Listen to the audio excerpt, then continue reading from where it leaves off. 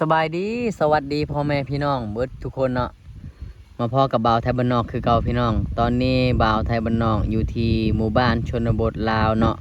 เป็นหมู่บ้านดังเดิมตั้งแต่สมัยโบราณเนาะทุกคนเนาะปัจจุบันเขาเจ้าก็ยังอาศัยอยู่เนาะเบิ่งเนาะหมู่บ้านแห่งนี้ยังมีเฮือนเก่าเฮือนแก่เฮือนโบราณยังหลายพี่น้องซึ่งหมู่บ้านแห่งนี้อยู่นำกัน100 กว่าหลังคาเรือนเนาะทุกคนเนาะนี่เบิ่งกกมะพร้าวสูงๆเนาะบรรยากาศโคตรดีเลยเนาะถ้าผู้ใดที่เบื่ออยู่ในเมืองแล้วเนาะเป็นเมืองใหญ่แล้วเนาะก็ออกมาเที่ยวมาชมมาเล่นบรรยากาศที่หมู่บ้านแห่งนี้ได้เด้อพี่น้องเด้อนี่เนาะน่าอยู่หลายเมื่อวานนี้อยู่แบบสบายๆเลยพี่น้องเนาะนี่บ่ต้องวุ่นวายอิหยังเนาะนี่พี่น้องโอ้น่าอยู่ว่ะพี่น้องหมู่บ้านแบบนี้อยู่แบบสบายๆนะทุกคนอืมนี่เฮือนเก่าเฮือนแก่หลายเนาะถ้าผู้ใดอยากเบิ่งบรรยากาศงามๆก็ให้มายามมื้อแลงเด้อพี่น้องเด้อก็จะมีเด็กน้อยตำข้าวเนาะตักน้ำพี่น้องเนาะแล้วก็งัวควายเนาะเพิ่นไล่มือเฮือนย่างเลาะตามทางจังซี่โอ้งามบรรยากาศแบบนี้เบิ่งบ่เบื่อพี่น้องเนาะบ่าวไทยบ้านนอกมาหมู่บ้านนี่หลายครั้งหลายเทื่อแล้วแต่ก็มาอีกบ่เคยเบื่อพี่น้องนี่เนาะบ่าวแซ่บก็มาเด้อพี่น้องเด้อมักบรรยากาศแบบนี้บ่พี่ แม่น กรุงเทพเป็นยังไงอู้ ไม่อยู่พี่ว่าเฮา อยู่พี่เนาะ เนาะ หาผู้สาวเจ้าคนเนาะ แม่น มาสร้างครอบครัวอยู่นี่เนาะ เอาเมียอยู่เสือหาเมียอยู่เสือ นี่ทุกคนน่าอยู่บ่พี่น้อง โอ้ถ้าผู้ใดอยากเห็นผู้สาวงามๆให้มายามมื้อแรงเด้อหมู่บ้านนี้เด้อยามมื้อแรงจะมีผู้สาวลงมาอาบน้ำเซเนาะทั้งหมู่บ้านจะอาบน้ำหม้องเดียวกันเลยเนาะตอนนี้คือบรรยากาศบ่ายโมงเนาะทุกคนคนก็สิเงียบเงาแหน่จังหน่อยเนาะบ่มีคนอยู่เนาะ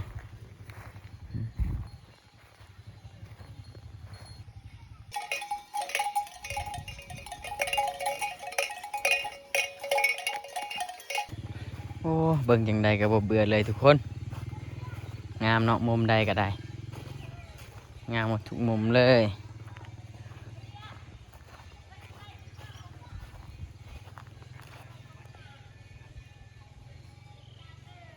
ทุกคนมาเบิ่งเฮือนศาลของเพิ่นเนาะโอ้อันนี้นะเบิ่งเนาะไม้นี่เพิ่นเอามาตั้งเฮ็ดเป็นเสาเฮือนเลยทุกคนเนาะสิจังซี่เลยบ่าวผู้ไทยพามาเล่นหมู่บ้านชนเผ่าบรูเนาะนี่ไปทุกคนเดี๋ยวเฮาขึ้นเฮือนศาลนำกันเนาะมาเบิ่งเฮือนผู้สาวน้อยเนาะเพิ่นพาไปกินข้าวอยู่เฮือนเพิ่นทุกคนเนาะแต่บ่ฮู้ว่าเพิ่นเอาหยังมาให้กินไปเอามาเบิ่งนำกันเนาะไปทุกคนขึ้นเฮือนนำกันเนาะเฮือนโคตรสูงเลยปาดสูงขนาดทุกคน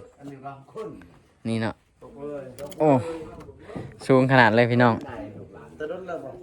4 เดือน4 เดือนแล้ว อันนี้เบิ่งนี่ ย่างบ่ได้เลยพ่อเฒ่าย างบ่ได้ โอ้ แต่เดือนที่นี่ได้เฮายังฮู้หนังนี่เด้ โอ้แล้วว่าตกแต่เฮือน เป็นเปียกเป็นรอยเลย แต่เดือนชามนี่มีแต่นอนกับนอนบ่ได้ฮู้ลูก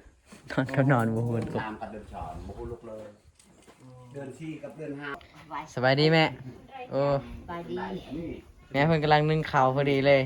นึ่งข้าว นี่ อ๋อเฮ็ดหยังสุกินเนาะแม่เนาะ พืชอาหารข้าวไว้ได้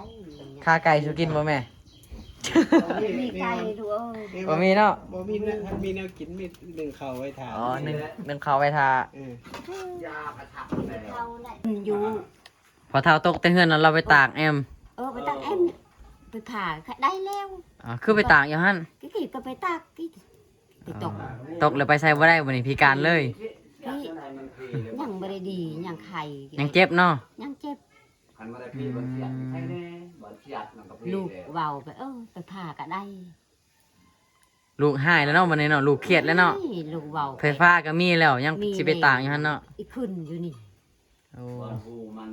ต่อลูก พี่แล้วนะบ่เสียด เพิ่นลังใหญ่แท้อยู่นำกันจักคนแม่ มีไปตากแดด เพื่อนเฮานี่ แม่นมีลูกมีเต่าจักคนอยู่นำกันในนี่ ลูกไผ่กี่ช่อง ลูกไฟซอง ยังยังน้อยๆเพิ่งลูกหา ผู้ใดบ่นี่ คนหนึ่งประชาวกี่เวียงกี่ เป็นผู้สาวแล้วบ่ กี่ประชาวที่บางทีจอยมาไข่ มันน่าที่จะเนาะ อันมีแม่มีลูกสาวจักคน เราไปทำงา ย่าง น คนหนึ่งไอ้ช่องไปได้พัวเลย ลูกเคยได้จักคน บอกฮอดเดือน ช่อง ลูกเคยสองคนอยู่นํกันนี่บ่ บ่ได้อยู่อันเนื้อ อยู่บ้านเนื้อพุ่น คนหนึ่งอยู่บานนารา อ๋อคนหนึงอยู่บ้านนั่นล่ะ บ้านเนื้อ มีเงินตุ้ อ๋อ เงิน ตอนนี้ลูกสาวที่ยังเป็นผู้สาวอยู่จักคน มันกระเพง ลูกที่ยังเป็นกำลังเป็นผู้สาวยังบ่ทันได้ผัว มีจักคนตอนนี้ หรือว่ามีผู้เดียวเนี่ยบ่ คนหนึ่ง ลูกสาวหลาวะนี่เออสบายดีน้องเวียง สบายดี อ๋อ แนะนำตัวเนี่ยแนะนำตัวเนี่ยจักปีตัวนะ13 ปีบ่เป็นสาวเผายังนี่ตัวเป็นสาวเผายังเผามังกรบ่หรือว่าตัวเอ้ย โอ้ย ตัวเอ้ยบ่สาวตัวเอ้ยงามหมดทุกคนเนาะลูกสาวลาวบ่แม่ลูกสาวลาวบ่นี่ ไม่เห็นเลยดูเท่าไร อ๋อ สบายเนาะ น้องยังเข้าโรงเรียนบ่ เดี๋ยว คือออกโรงเรียนเหรอ เข้าโรงเรียนแต่บ่จบ เรียนบ่จบบ่พ่อ ห่างกับจบป คือฝ่าวยังออกเถอะบ่คือฝ่าวยังออกโรงเรียน เรียนคือหา มันมี งาน คนเห็นเรียก อ๋อ เรียก .5 มันออกมันอยากไปทำงานอีกเลย สิไปเฮ็ดงาน มีเงินมีหยัง เฮียนไปแล้วบ่มีเงิน มีเงิน ออกแล้ววันนี้สิไปเฮ็ดงาน ไปเฮ็ดงาน อ๋อสิไปเฮ็ดงานใส่สวรรค์บ่ ไปใครอยู่สวรรค์ ไปเฮ็ดงานอยู่สวรรค์บ่ แม่ อ๋อหมู่รุ่นเดียวกับน้องนี่ไปเบิดแล้วบ่ไปเฮ็ดงานอยู่พุ่นเบิดแล้วบ่ จับลายขายเอิญ มื้อใดสิไป เขาก็ได้เงิน ไปแล้วบอสบาย เป็นหยัง บอสบาย เป็นไข้บ่ แม่ อ๋อก็เลยบ่ไป น้องเคยไปแล้วหรือยังบ่เคยไปเลย เคย เคยไปเฮ็ดมาแล้ว เคยไปเรื่องเห็ดเรียกงานตัดยิบเนี่ย งานหยังก็ ตัดยิบ ตัดเย็บอ๋อ เราเบียร์คนรู้นี่เด้อลูกหลานนะเพิ่น เราเอาเฮียนไปเฮ็ดงานเนาะแล้วก็เฮ็ดเวียกซอยพ่อแม่เนาะน้องเวียงอายุ13 ปีเนาะโอ้เราเก่งเลยเด้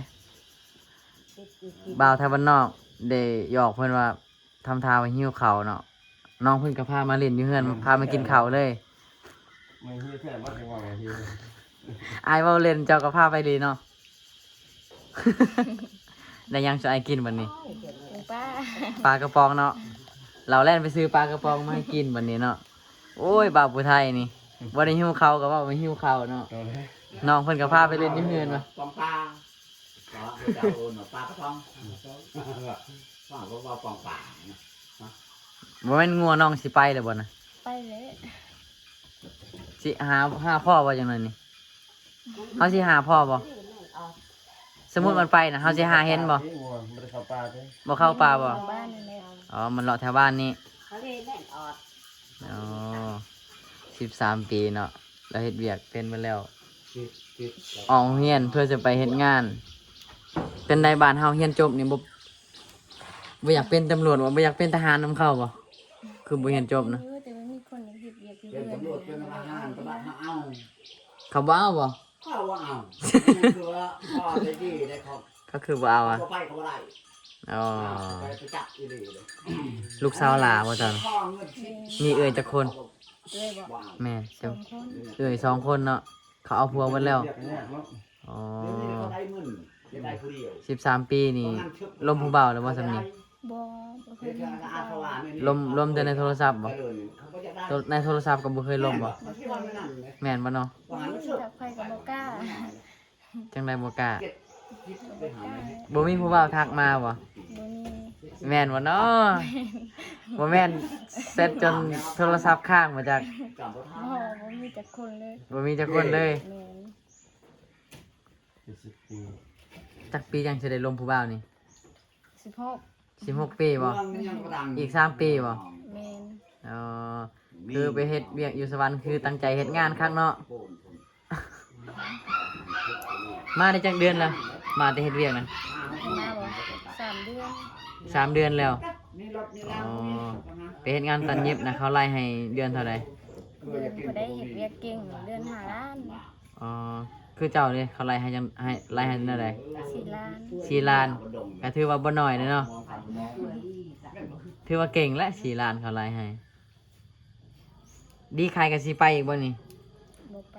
บ่ไปแล้ว บ่ไปแล้วเฮ็ดเวียกซอยแม่นอนว่า ลูกสาวลาแม่เด้อน้าแม่เนาะลูกสาวลางามมันเนาะก่อนยังแม่คืองามแทนลูกสาวน่ะ เจองามว่ะลูก ฮะ เจองามกว่าดำ งามดำๆเพิ่นว่ะ งามไม่พูดได้ ๆงามดูกับ อันนี้ผมยังอยู่ก็มันก็งาม อีกบ่โดนแม่ก็ได้ลูกเคยแล้วเนาะจังหน่อยนี่ นึ่งซองมากกับพ่อแม่ก็ทุกข์ยากเด้ สิเอาแล้วว่าลูกเคยน่ะ เอ้ยกับบ่มีหยังไม่ได้หยัง แม่น เรียกเขาพาใช่ขายอย่างกระดังดี ลูกสาวเรายิ้มแล้ววันนี้ ลูกสาวเราหัวแล้ว กระดังดีลายหนาว อ๋อเรายังบ่ทันได้เป็นผู้สาวเทื่อเนาะแต่มีผู้บ่าวมาลมเล่าเราก็ยังบ่ทันลมเทื่อแล้วเว้านะเนาะ ปีหน้า จะเสื้อแล้วบ่แล้วเว้านะโทรศัพท์เราจนขาดกินนี่เนาะบ่าวเสร็จมาเนาะ มาอยู่เพื่อนน้อง มื้อนี้เนาะมากินข้าวบ้านสาวเวียงเนาะตอนนี้น้องเวียงสิไปไสน้องเวียง ไปเลี้ยงงัว สิไปเลี้ยงงัวเนาะโอ้ข้าวน้องเบิดติ๊บหนึงแล้วเนาะบ่าวไทยบ้านนอกกินเนาะมื้อนี้ กินตัว อย่าว่าอายเด้อมื้อหน้าอายสิมากินอีกได้บ่ ดูได้ ได้เนาะ ได้ อายรบกวนตัวบ่มื้อนี้ บ่ ฮะ บ่ สิไปเลี้ยงงัวแล้วบ่นี่ แม่ โอเคเดี๋ยวมื้อหน้าอายมาเล่นน้ำใหม่ได้อยู่บ่นี่ ได้ ถ้าน้องว่างเนาะอายมาถ่ายคลิปนํเด้อ ดู ได้เนาะ ได้ ขอบใจเด้อมื้อนี้ ดู ไปนัวงัวน้องสิไปละ น้อง ฮะ เป็นเรื่องแค่อ่านเห็นบ่ไปลืมบ่ สวัสดีน้องเบล ไปดี ใส่ได้ข่าวว่าเอาผัวแล้ว บ่มีใครเอา บ่มีไผเอา แม่ ใส่ได้ยินไทบ้านเขาว่าสาวเบลสิเอาผัวแล้วเด้อเขาว่า บ่ ยังบ่เอาบ่ บ่มีใครเอา อ๋อบ่มีไผเอา แม่ โอ้ยเราเอาเป็นตะคือแท้เด้เว้าแท้ติ แค่ แท้บ่สบายดีเป็นจังไดช่วงนี้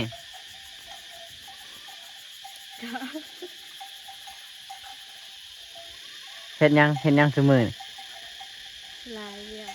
เฮ็ดหยังเด้เวียกหลายเวียกหยังเด้ เสียยา อ๋อมีหยังแน่ คือให้แหละที่สักให้อีก อ๋อมีหยังแน่บัดนี้ ลายแหละที่จะเวียกเขาอยู่บ้าน อ๋อ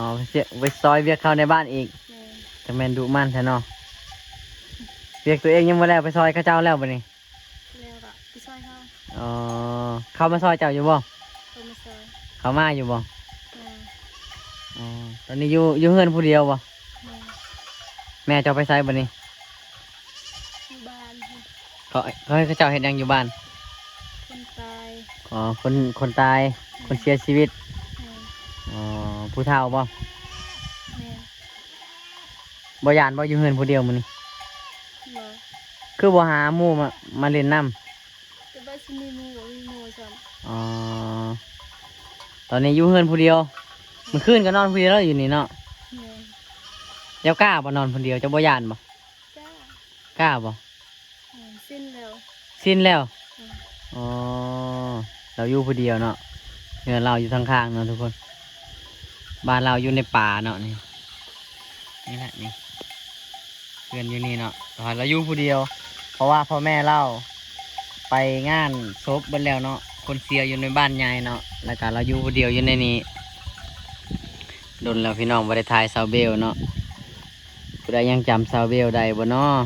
พี่น้องหลายเดือนแล้วบ่ได้ไปถ่าย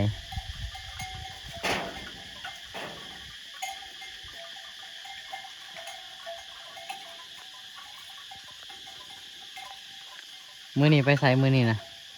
เรือน อยู่เฮือนนี่บ่บ่ได้ไปไสเลย แม่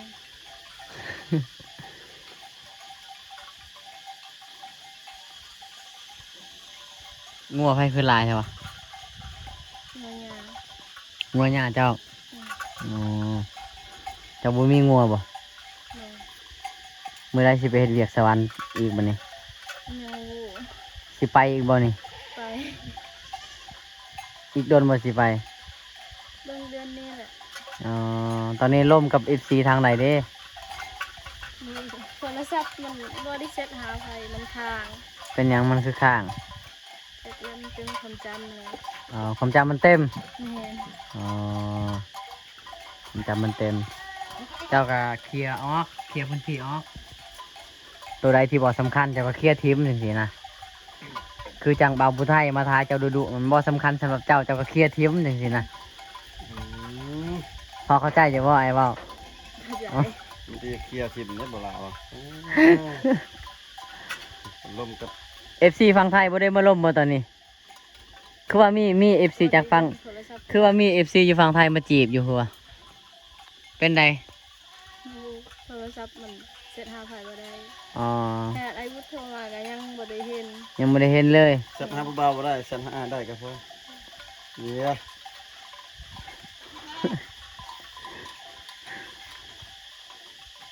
ผู้ใดแน่มาถ่ายคลิปเจ้าดุๆช่วงนี้นะมาตลอดนะ บ่มีไส เบาบุตรเบาผู้ไทยเบาอันไกลได้บ่ได้มาบ่ มีแต่ตัวอายนั่น ไผ ไอ้บุตร เบาบุตรเนาะแล้วเมียแล้วหรือยังเบาบุตร มีแล้ว มีแล้วบ่ แม่ เราคือยังลอยเมียเรามาหาเจ้า จักแหละ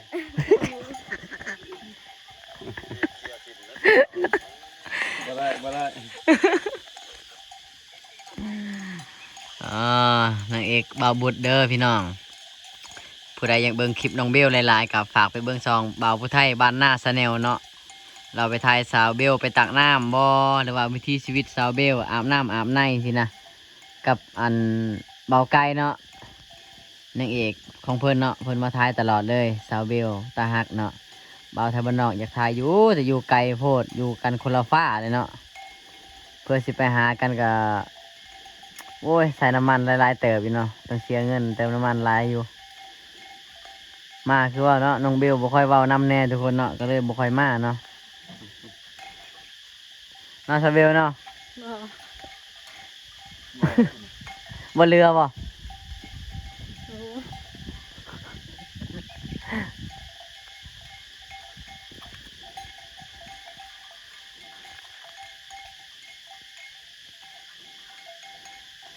ฝากหักฝากใจ ฝากไปตามลม บักเสียงมันตายแล้วเมื่อคืนนี้ไปใช้น้องเบล ไม่ได้ไปใส่อยู่เพื่อน มันมีเพื่อนบ่แม่นบ่คือว่าได้ยินว่ามีผู้บ่าวรักมาลิด บ่ ยังบ่มีผู้บ่าวอยู่ดิ บ่มี จะโสดมาจากปีแล้วตั้งแต่คอยมาถ่ายตอนนี้คือว่าโสดตลอดเลยวะ คือว่าโส มี ด แต่ไอ้มาทายหั่นแหละ โสดแต่ตอนคอยมาถ่ายบ่ แม่ อ้าว โสดโดนแท้พี่น้องเอ้ยบ่เอาบ่ผู้บ่าว บ่คำหมายของเราสิ บ่น้องจะได้อยู่บ่ผู้บ่าวนะ อยากได้ ทีมงานมีผู้บ่าวนั้นมาฝากน้องได้แต่ว่าน้องมักแม่นแท้บ่ครับนะ เราว่าจังสิเราโสดเฉพาะเฮาตอนเฮาถ่ายคลิปจังซี่นะ สดต เฮา ลอด ถ่ายคลิปเราก็บ่โสดเอ้า ตลอดเด้อ โสดตลอดบ่ แต่ว่าได้เมื่อกี้นี่คือว่าโสดแต่ตอนอายถ่ายนั่นแหละน้องว่า บ่ โสดตลอดพุ่นนะลงเรื่อยๆสด มื้อนี้น้องเบลบ่สบายเนาะเราว่าเป็นไข้เจ็บท้องบ่ฮู้เราเป็นพยาธิหยังเนาะเดี๋ยวเฮาก็บ่อยากรบกวนน้องมื้อนี้เนาะน้องเบลเนาะโอเคบ่ โอเค เดี๋ยวมื้อหน้าอายมาถ่ายใหม่เด้อ ดู ตัวบ่สบายแห้งมื้อนี้แมันบ่ แม่ อ๋อซื้อยามากินแล้วหรือยังบ่มียาบ่ แม่ อ๋อเบาผู้ไทยใส่ยาในกระเป๋านะ บ่มีนะบ่ได้ซื้อ บ่มีบ่อ๋อเบาผู้ไทยก็บ่มีโอเคน้องเบลขอบใจเด้อ ทาง มื้อหน้าสิมาเล่นน้ำใหม่เด้อ ดู มื้อนี้เราบ่สบายทุกคน แวะมาลินจะข้าวหนึงซื่อๆเนาะ ลม